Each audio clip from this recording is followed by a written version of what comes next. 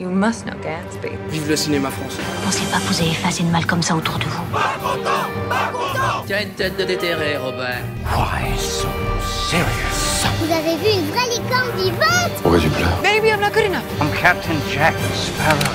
Vous voulez tout savoir de l'actualité du cinéma, les critiques, les infos exclusives et la possibilité de gagner plein de cadeaux? Vous êtes au bon endroit, bienvenue dans Clapement 5. Je m'appelle Aurélien Rapatel et j'ai le plaisir de vous retrouver pour un nouvel épisode de votre podcast cinéma préféré. Merci d'ailleurs de la part de toute l'équipe d'être toujours plus nombreux à nous écouter. Et si tu nous écoutes sur Apple Podcast, tu peux dès maintenant mettre 5 étoiles pour nous soutenir au mieux. Si vous voulez avoir le bon argument, demain matin, la machine à café pour expliquer à Michel ce qu'il faut aller voir en ce moment au cinéma, vous êtes au bon endroit. On vous dit tout sur Clapement 5. Tout d'abord, je vous présente ceux sans qui ce podcast ne serait rien, les clapeurs. Notre premier clapeur est un réalisateur au regard acéré, c'est Raphaël Chiche. Bonjour à tous. Nous retrouvons aussi notre journaliste Sophie Gauthier. Bonjour, bonjour. Est-ce que tout le monde va bien en ce petit lundi ? Super bien, et toi ? Eh bah très bien, merci. Aujourd'hui, vous allez avoir le droit à la critique d'un film sorti récemment au cinéma. C'est Le cas Richard Jewell, le nouveau film de Clint Eastwood qui aura d'ailleurs bientôt 90 ans. Sorti il y a quelques jours, le film raconte l'histoire vraie de Richard Jewell qui découvre une bombe lors des Jeux Olympiques d'Atlanta et réussit à prévenir pour minimiser les dégâts. Un temps considéré comme un héros, le FBI le soupçonne vite d'être à l'origine de l'attentat et il devient très vite le coupable aux yeux de beaucoup et notamment à cause des médias. Chers clapeurs, vous allez nous donner votre avis et à la fin de ce podcast, je vous demanderai de mettre une note pour dire si c'est un film que Clapement 5 recommande ou non.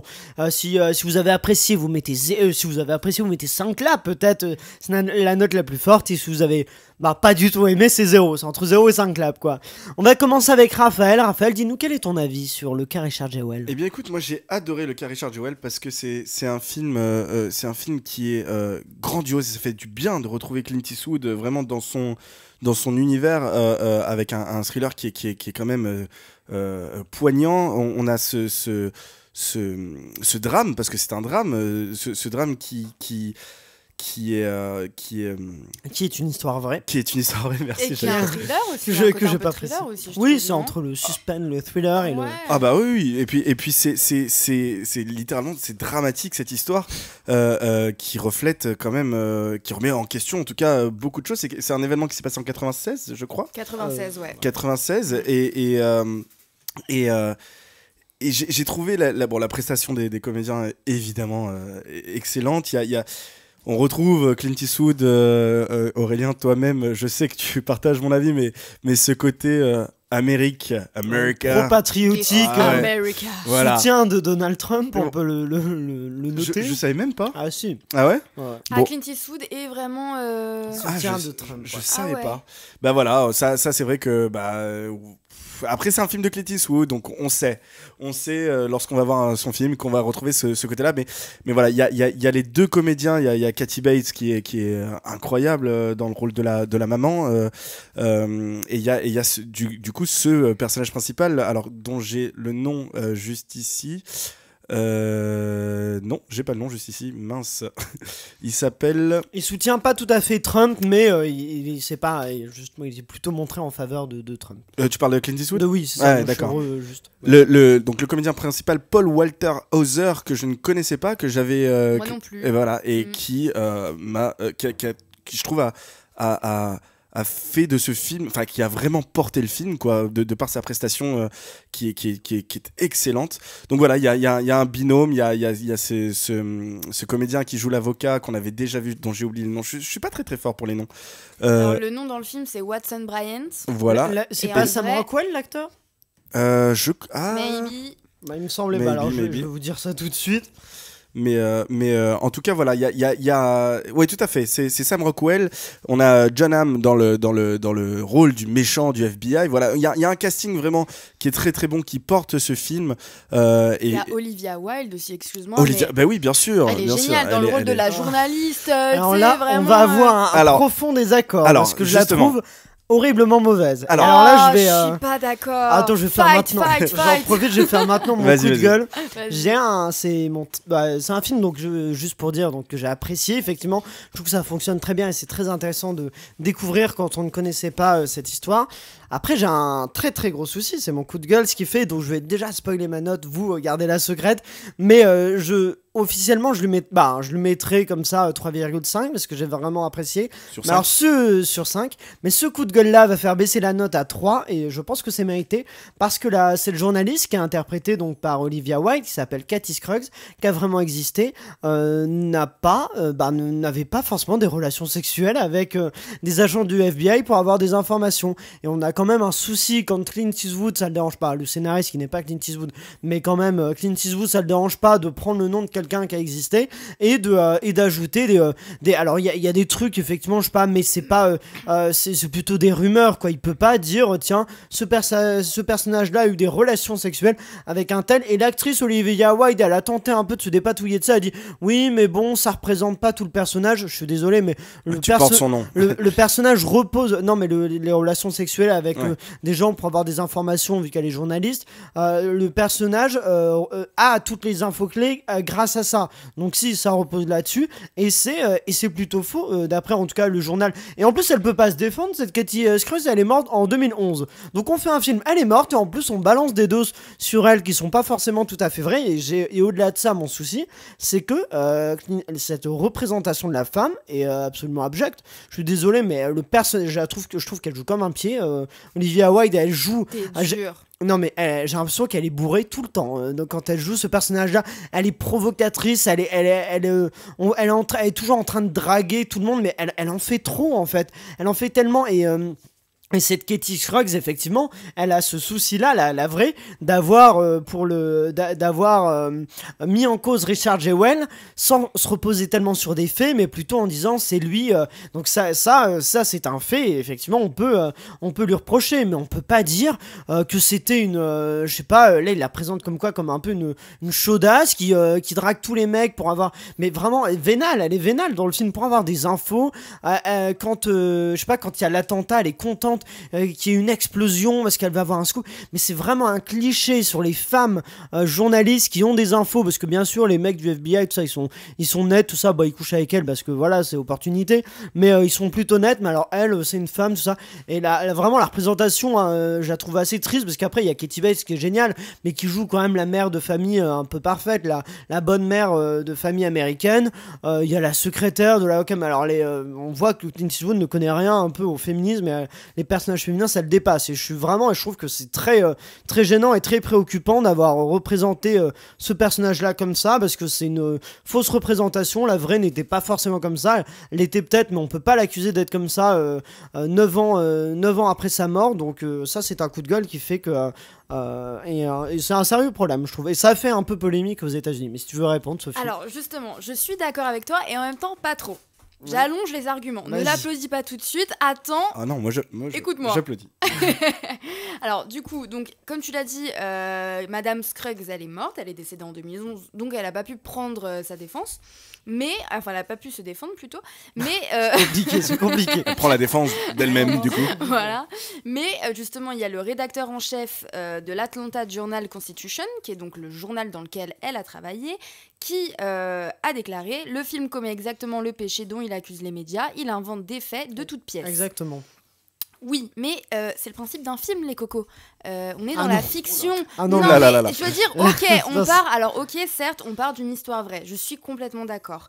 Mais il y a forcément des éléments fictifs qu'on va rajouter pour justement rendre l'histoire un peu plus intéressante. Quand on rajoute un élément fictif, du coup, sur un personnage, on invente le nom d'un personnage. On change son nom. On ne prend pas le nom de quelqu'un qui existait. On peut pas prendre en fait l'identité de quelqu'un et surtout de quelqu'un qui est décédé et de totalement modifier le cours de sa vie pour pouvoir arranger le récit d'une fiction. C'est pas parce qu'à la fin du film ils ont placé la phrase et qu'on la voit pleurer, c'est pas tout à fait vrai, inspiré, donc ils vont insister en disant tiens c'est inspiré, oui, ils tentent de la rendre gentille à la fin en fait. D'ailleurs ce personnage n'a aucune trajectoire au tout début c'est vraiment elle drague tout le monde et elle est contente que les gens meurent comme ça lui fait des scoops, et à la fin elle pleure sur le discours de la mère mais il y a aucune, on voit pas l'évolution, zéro évolution de ce personnage là, et non non, et là je suis vraiment pas d'accord avec toi, on peut pas. La fiction, si tu veux faire de la fiction et inventer des trucs, t'inventes des personnages, mais tu reprends pas des personnes qui ont existé pour leur inventer des choses, surtout que c'est vraiment contre elle, hein. C'est pas,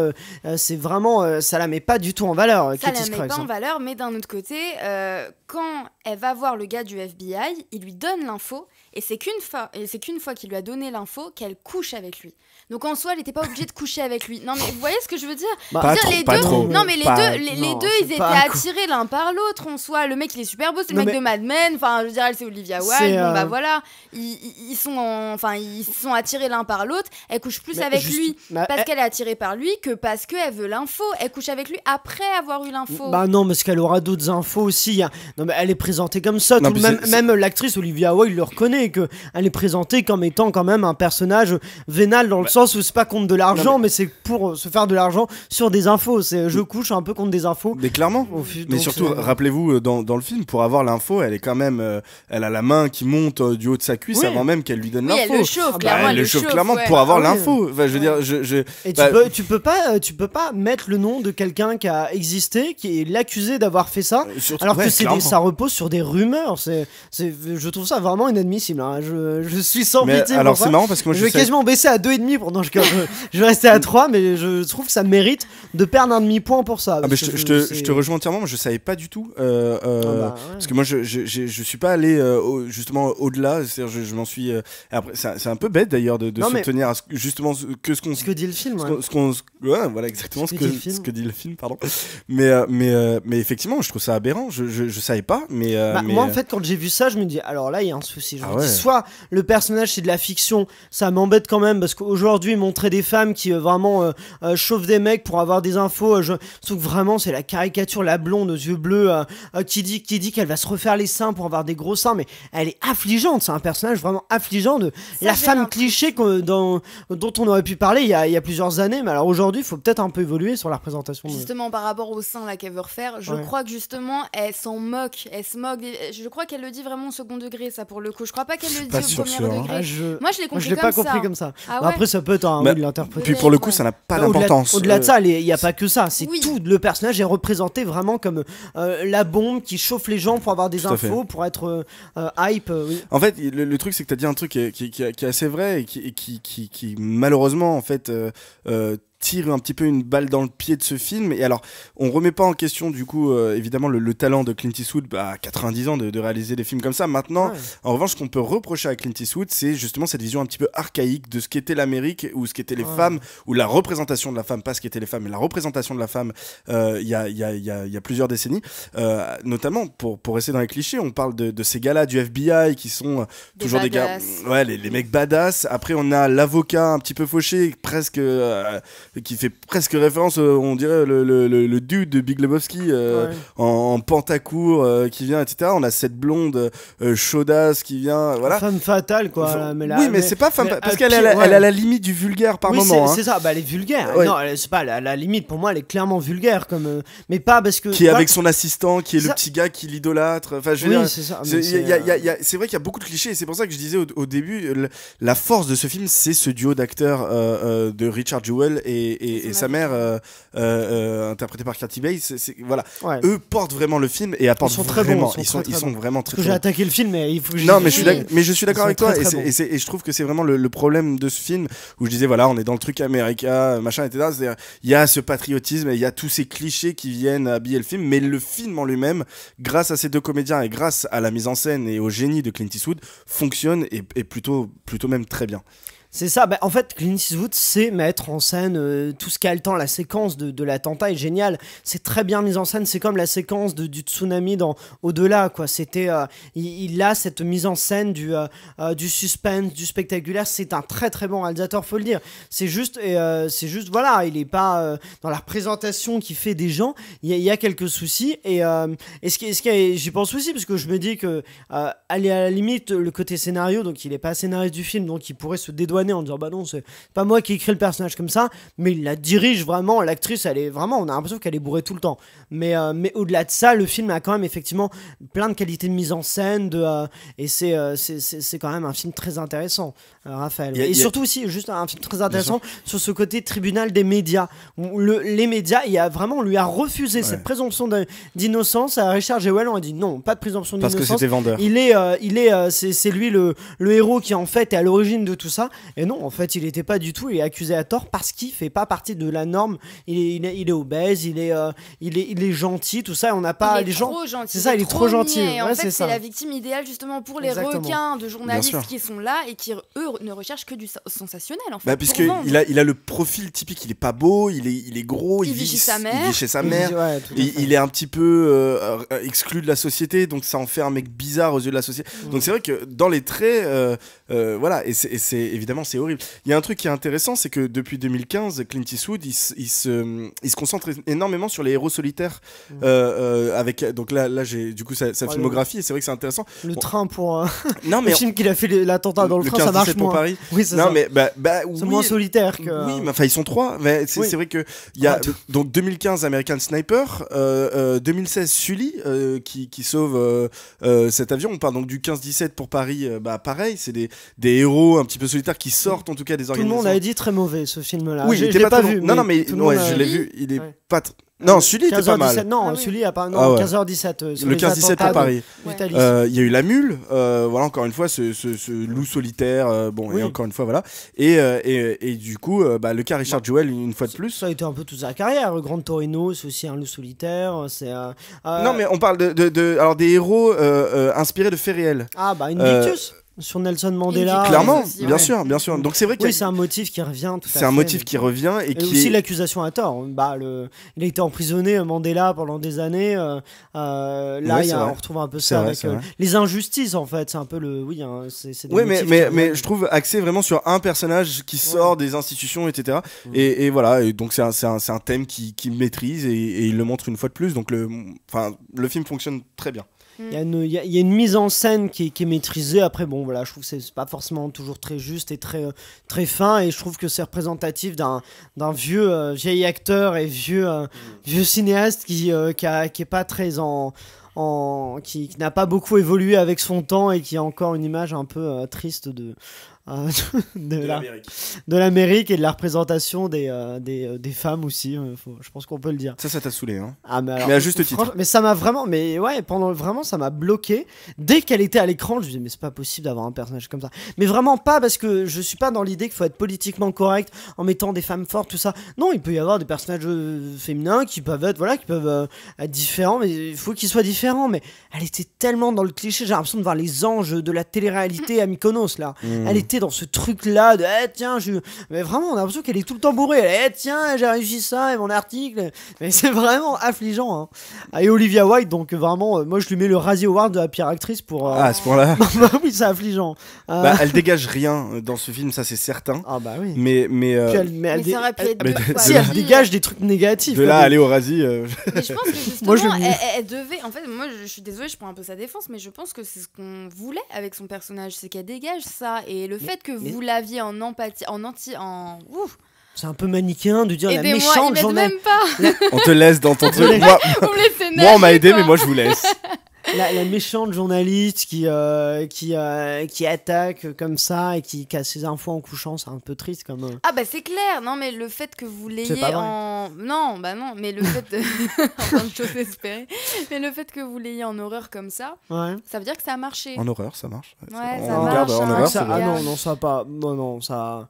Moi ce que j'ai, parce que c'est pas un personnage positif. Mais à la fin, il l'a fait pleurer devant le discours de la mère, donc il veut que ce soit un personnage plutôt positif, hein. Mais en fait, si c'était l'ambition de Clint Eastwood de dépeindre une femme maléfique, comment tu... Je vais pas t'aider. Alors j'ai un exemple qui marche bien, mais par exemple dans... Oui, désolé, j'étais... Non, mais vas-y, continue, parce que j'avais pas le mot et de toute façon, elle allait pas m'aider. Donc... Dans le film sur Dalton Trumbo, ça, je me trompe pas, le scénariste qui était avec Bryan Cranston, il y a un personnage d'une journaliste aussi qui veut toutes les... qui a vraiment existé, qui voulait toutes les infos un peu un peu croustillante, qui révélait les trucs, et qui est incarnée par Helen Mirren, et la vraie s'appelait donc Eda Hooper, et le personnage est hyper intéressant. Elle est insupportable, pareil, hein, mais elle couche pas, bon, elle est plus âgée, donc elle couche pas pour avoir des infos, mais elle faisait la chasse aux communistes, et le personnage est absolument insupportable, mais il est très très bien montré. Helen Mirren, excellente actrice, l'incarne à merveille, ça fonctionne très bien. Mais alors, on est très loin de cette représentation d'une tristesse. En plus, c'est vraiment, il fallait que ce soit une journaliste femme limite. Ça avait été un homme, ça aurait été plus intéressant qu'un homme. Je sais pas comment ça aurait pu, mais je pense pas. Ouais, non, ça aurait pas. Je pense que ça aurait rien changé. Fallait abandonner.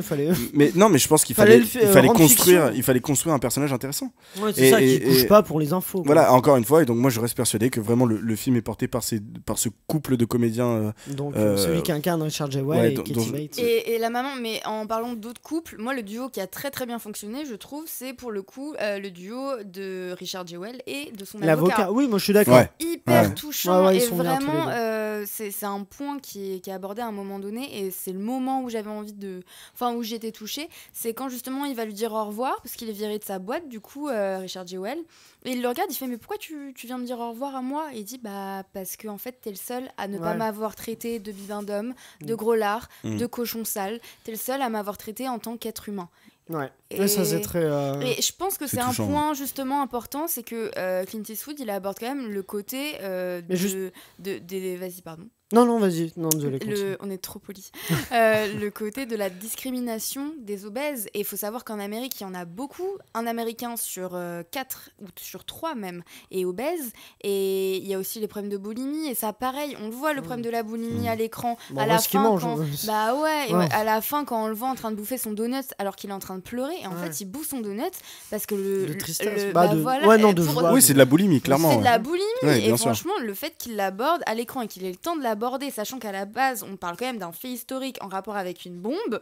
Chapeau, Clinton. Je vais vous demander vos notes sur le cas Richard J. Well. On va commencer avec toi, Raphaël.